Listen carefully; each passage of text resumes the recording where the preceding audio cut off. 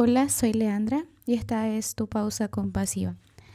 Hoy día la pausa compasiva es distinta a otros momentos, ya que no estoy preparada con nada en especial y como he dicho siempre, no hay momentos perfectos, no hay lugares perfectos, no hay tiempos perfectos, simplemente de repente en cualquier momento podemos hacer algo distinto que nos pueda nutrir.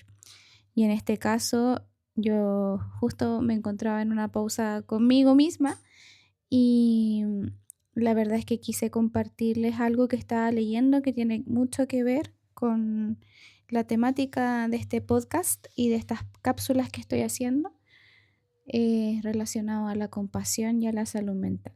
Porque la verdad es que no he explicado lo que es la compasión y quizás muchas personas no lo entienden bien.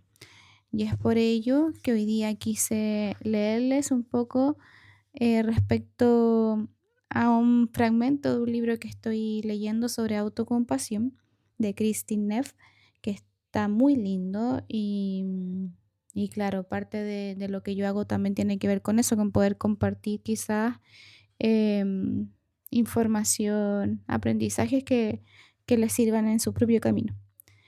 Entonces, aquí explica con palabras de la vida cotidiana o situaciones de la vida cotidiana respecto a la compasión.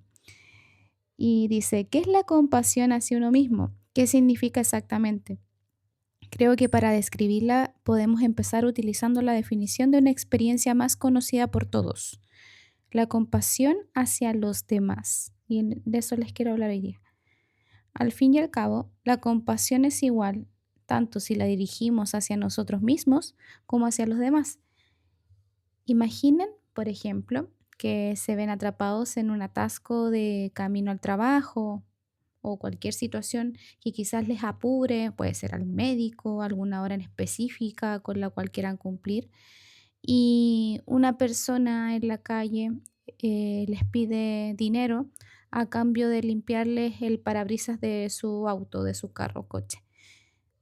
Y uno dice, qué pesado, piensa, me va a retrasar. Seguramente solo quiere el dinero para bebida, para alcohol o drogas. A lo mejor me deja en paz si no le hago caso.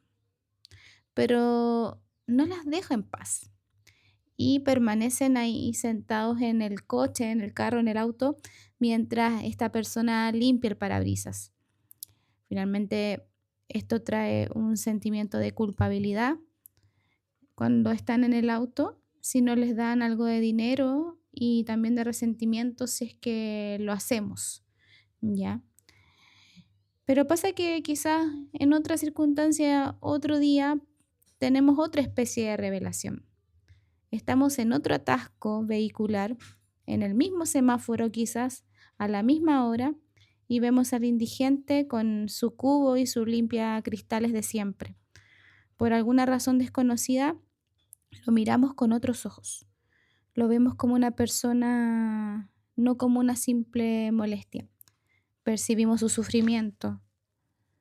¿Cómo sobrevive? La mayoría de la gente se pasa aquí todo el día entre el tráfico y el humo. Y seguro que gana muy poco. Solo está ofreciendo un servicio a cambio de unas pocas monedas. Debe ser durísimo que la gente se muestre tan irritada contigo continuamente. Me pregunto, ¿cuál habrá sido su historia? ¿Cómo habrá acabado viviendo en la calle? En cuanto vemos al hombre como un ser humano que sufre, nuestro corazón conecta con él.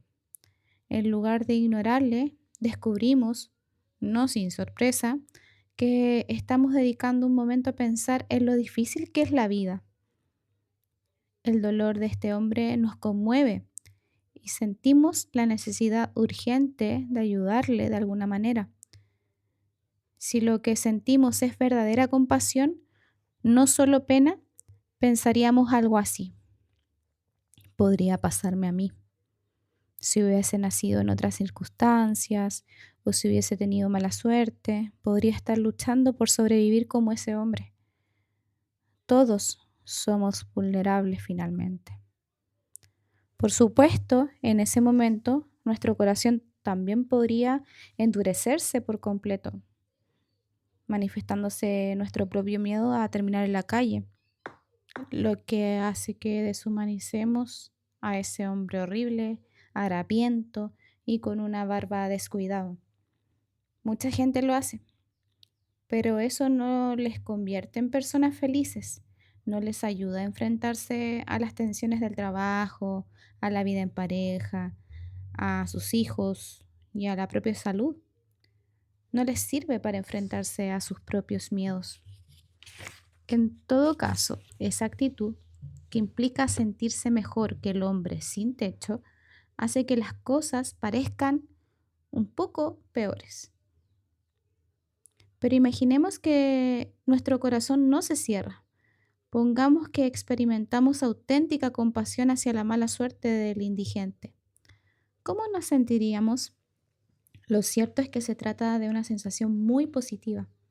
Es maravilloso abrir el corazón porque inmediatamente nos sentimos más conectados, más vivos y más presentes. Imaginemos ahora que el hombre no intenta limpiar el parabrisas a cambio de unas monedas. A lo mejor solo está mendigando para comprar alcohol o drogas. ¿Deberíamos sentir compasión hacia él de todos modos? La respuesta es sí. No tienes que invitarle a tu casa. Ni siquiera tenemos que darle dinero. Podemos simplemente dedicarle una sonrisa amable o darle un bocadillo en lugar de dinero si creemos que es lo mejor. En cualquier caso, sí merece nuestra compasión. Todos la merecemos. La compasión no solo es merecida por las víctimas inocentes, sino también por los que sufren fracasos, debilidades personales o malas decisiones. Sí, las mismas que tomamos tú y yo todos los días. La compasión entonces implica reconocer y ver claramente el sufrimiento de los demás. También significa sentir bondad hacia los que sufren y así surge el deseo de ayudar, de aliviar ese sufrimiento. Por último, compasión significa reconocer que el ser humano es imperfecto y frágil. ¿Y qué pasa con la compasión hacia nosotros mismos? La compasión hacia uno mismo, por definición, tiene las mismas cualidades. En primer lugar, requiere que tomemos conciencia del propio sufrimiento. No podemos conmovernos ante nuestro propio dolor si no empezamos por reconocer que existe. Por supuesto, a veces resulta evidente que estamos sufriendo y no podemos pensar en nada más. Lo más habitual, sin embargo, es que no reconozcamos nuestro propio dolor.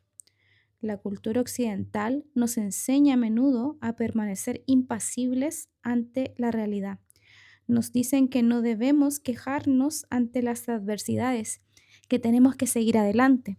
Si nos encontramos en una situación estresante o difícil, rara vez nos tomamos la molestia de parar y reconocer lo difíciles que están las cosas para nosotros en ese momento. Cuando nuestro dolor procede de un juicio hacia nosotros mismos, por ejemplo, si estás enfadado o enfadada contigo por haber tratado mal a alguien o por haber hecho un comentario estúpido en una fiesta, por ejemplo, resulta todavía más difícil reconocer que en realidad estamos sufriendo. Por ejemplo, como en aquella ocasión en que me encontré con una amiga a la que no veía hace tiempo y mirándole la barriga le pregunté, ¿estás embarazada? No, respondió. He engordado un poco. Ah, añadí mientras me ponía roja como un tomate. Normalmente no reconocemos esas sensaciones como un sufrimiento que merece una respuesta compasiva. Al fin y al cabo, metí la pata. ¿No significa eso que debería recibir un castigo?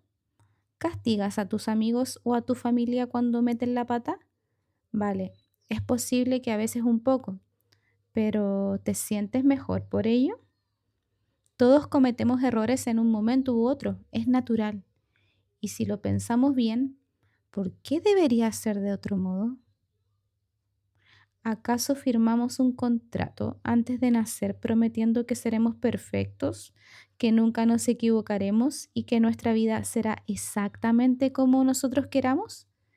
Un momento, tiene que haber un error. Yo sí firmé el programa, Todo irá como la seda hasta el día en que me muera. ¿Puedo hablar con el encargado, por favor? Es absurdo, ¿cierto? Y sin embargo, la mayoría de nosotros nos comportamos como si hubiese ocurrido algo terrible cuando fallamos o cuando la vida da un giro indeseado o inesperado. Uno de los inconvenientes de vivir en una cultura que ensalza el valor de la independencia y los logros individuales es que si no logramos nuestros objetivos imaginarios, nos vemos obligados a culparnos a nosotros mismos. Y si somos culpables, no merecemos compasión, ¿verdad? Pero la verdad es que todo el mundo merece compasión, solo por el hecho de ser seres humanos, conscientes que vivimos en este planeta, somos valiosos por naturaleza y merecemos cariño. Según el Dalai Lama, los seres humanos deseamos la felicidad por naturaleza y no queremos sufrir. Por ese motivo, todo el mundo intenta conseguir la felicidad y librarse del sufrimiento, y este es un derecho fundamental para todos nosotros. Si tenemos en cuenta el verdadero valor de un ser humano, todos somos iguales. Es el mismo sentimiento que inspiró la Declaración de Independencia de Estados Unidos. Sostenemos como evidentes por sí mismas dichas verdades, que todos los hombres son creados iguales, que son dotados por su Creador de ciertos derechos inalienables, que entre esos están la vida, la libertad y la búsqueda de la felicidad. No tenemos que ganarnos el derecho a la compasión, ya que nacemos con él. Somos humanos y nuestra capacidad de pensar y sentir, unida a nuestro deseo de ser felices y no sufrir, conlleva en sí misma la compasión. A pesar de todo, muchas personas se resisten a sentir compasión hacia uno mismo. ¿No es en realidad como tener pena de uno mismo? ¿O una manera edulcorada de referirse a la autocomplacencia? En este libro se demuestra que estas ideas preconcebidas son falsas y totalmente opuestas al significado real de la autocompasión. Como veremos, la compasión hacia uno mismo consiste en desear salud y bienestar y conduce a un comportamiento proactivo, en lugar de pasivo, para mejorar la situación personal. Tener compasión hacia uno mismo no significa creer que mis problemas son más importantes que los tuyos, sino pensar que mis problemas también son importantes y requieren mi atención. Por tanto, en lugar de criticarnos por los errores y los fracasos, podemos utilizar la experiencia del sufrimiento para ablandar el corazón. Podemos deshacernos de las expectativas de perfección poco realistas que nos hacen sentir insatisfechos y abrir la puerta a una satisfacción real y duradera. Y todo eso lo podemos conseguir si nos brindamos la compasión que necesitamos en cada momento. La investigación que se ha llevado a cabo y en los últimos 10 años demuestra que la autocompasión es una poderosa herramienta para conseguir bienestar emocional y satisfacción personal. Al brindarnos a nosotros mismos afectos y consuelo incondicionales, aceptando al mismo tiempo la experiencia humana, por difícil que sea, evitamos conductas destructivas como el miedo, la negatividad y el aislamiento. Al mismo tiempo, la compasión hacia uno mismo fomenta estados mentales positivos, como la felicidad y el optimismo. El carácter estimulante de la autocompasión nos permite avanzar y apreciar la belleza y la riqueza de la vida, incluso en tiempos difíciles. Cuando calmamos nuestras mentes agitadas con la compasión, tenemos más capacidad para distinguir entre lo que está bien y lo que está mal, y así orientarnos hacia aquello que nos proporciona alegría. La compasión hacia uno mismo proporciona un remanso de paz, un refugio contra los mares tempestuosos de la autocrítica, positiva y negativa, hasta que finalmente dejamos de preguntarnos, ¿soy tan bueno como ellos? ¿Soy lo suficientemente bueno? Tenemos en nuestras manos los medios para proporcionarnos el afecto que anhelamos. Si conectamos con nuestra fuente interior de dulzura y reconocemos que la imperfección es una característica compartida de la naturaleza humana, podremos empezar a sentirnos más seguros, aceptados y vivos. En muchos aspectos, la compasión hacia uno mismo es como la magia. tiene el poder de transformar el sufrimiento en alegría. En Alquimia Emocional, un libro de Tara Bennett Goleman, utiliza la metáfora de la alquimia para simbolizar la transformación espiritual y emocional que puede producirse cuando aceptamos nuestro dolor con afecto y atención. Cuando nos dedicamos con pasión a nosotros mismos, el nudo de la autocrítica negativa empieza a deshacerse para ser sustituido por un sentimiento de aceptación tranquila y conectada. Es como un diamante reluciente surgiendo del carbón. Ese es el fragmento del libro que estoy leyendo de Christine Neff sobre compasión y autocompasión. Y ella deja también algo bien interesante que quizás también te puede servir. Algunas preguntas referente a lo siguiente. La primera pregunta dice así: ¿cómo reaccionas ante ti mismo y ante tu vida? ¿Cuáles son tus reacciones típicas ante ti mismo? Por ejemplo, ¿por qué tipo de cosas te juzgas y te criticas generalmente? Ya sea quizás por el aspecto, la profesión, las relaciones, los hijos, etcétera. ¿Qué tipo de lenguaje utilizas contigo mismo o contigo misma cuando observas un defecto o cometes un error? ¿Te insultas o adoptas un tono más amable y comprensivo?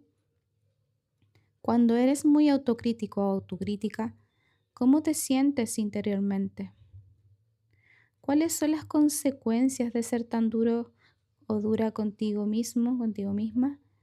¿Te hace sentir más motivado, motivada o más bien desanimado, desanimada y deprimido, deprimida? ¿Cómo crees que te sentirías si fueses capaz de aceptarte realmente tal y como eres? ¿Esa posibilidad te asusta? ¿Te da esperanza? ¿O ambas cosas? Y también deja aquí otras preguntas que dicen: ¿cuáles son tus reacciones típicas ante las dificultades de la vida? ¿Cómo te tratas a ti mismo o a ti misma cuando se te presentan retos de manera repentina? ¿Tiendes a ignorar tu sufrimiento y te centras exclusivamente en resolver el problema o haces un alto para cuidarte y consolarte? ¿Tienes tendencia a dejarte llevar por las dificultades y a percibirlas peores de lo que son, o mantienes un punto de vista equilibrado?